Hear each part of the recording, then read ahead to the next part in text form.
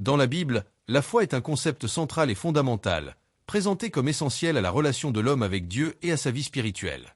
Elle est bien plus qu'une simple croyance intellectuelle. C'est une confiance active et une soumission à la volonté de Dieu. Voici les aspects clés de la foi selon la Bible. 1. Définition biblique de la foi. Le verset le plus cité pour définir la foi se trouve dans Hébreux 11h1. Or la foi est une ferme assurance des choses qu'on espère, une démonstration de celles qu'on ne voit pas. Ferme assurance des choses qu'on espère. La foi n'est pas un vœu pieux, mais une conviction profonde que ce que Dieu a promis se réalisera, même si cela ne s'est pas encore manifesté. Démonstration de celles qu'on ne voit pas. La foi permet de percevoir la réalité de choses qui ne sont pas visibles ou prouvables par les sens humains. Elle transcende la simple observation. 2. Origine de la foi. La Bible enseigne que la foi n'est pas une invention humaine, mais un don de Dieu. Éphésiens 2, 8-9 déclare « Car c'est par la grâce que vous êtes sauvés, par le moyen de la foi.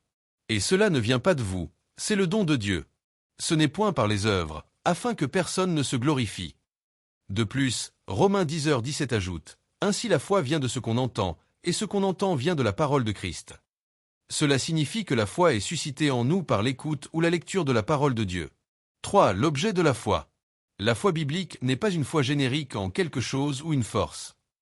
Son objet est spécifiquement Dieu lui-même, et dans le Nouveau Testament, Jésus-Christ.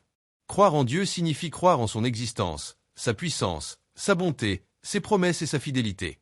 Croire en Jésus-Christ implique de croire en sa divinité, sa mort rédemptrice, sa résurrection et son rôle de sauveur.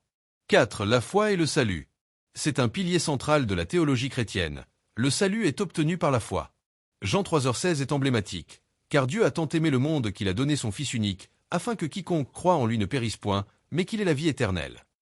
La foi en Jésus-Christ est le moyen par lequel l'homme est justifié et réconcilié avec Dieu. Les œuvres sont une conséquence de la foi, et non un préalable au salut. Jacques 2, 14-26 insiste sur la foi agissante, non morte. 5. Les caractéristiques de la foi biblique. Confiance et obéissance. La foi implique de placer sa confiance en Dieu et d'obéir à ses commandements, même si cela semble illogique ou difficile. Action. La foi n'est pas passive. Elle se manifeste par des actions concrètes. Par exemple, la foi d'Abraham qui quitte son pays, ou la foi de Moïse qui traverse la mer Rouge, comme décrit en Hébreux 11. Persévérance. La foi est souvent testée et demande de la persévérance face aux épreuves et aux doutes. Espoir. La foi est intrinsèquement liée à l'espérance des promesses futures de Dieu. Victoire. La Bible dit que tout ce qui est né de Dieu triomphe du monde, et la victoire qui triomphe du monde, c'est notre foi. 1 Jean 5h4. 6. Exemples de foi dans la Bible. Le chapitre 11 de l'Épître aux Hébreux est souvent appelé le chapitre de la foi car il dresse une longue liste d'hommes et de femmes, comme Abel, Enoch, Noé, Abraham, Sarah, Moïse, Gédéon, David, etc., qui ont manifesté une foi exemplaire et ont vu la puissance de Dieu à l'œuvre dans leur vie. Leurs histoires servent d'exemple et d'encouragement pour les croyants.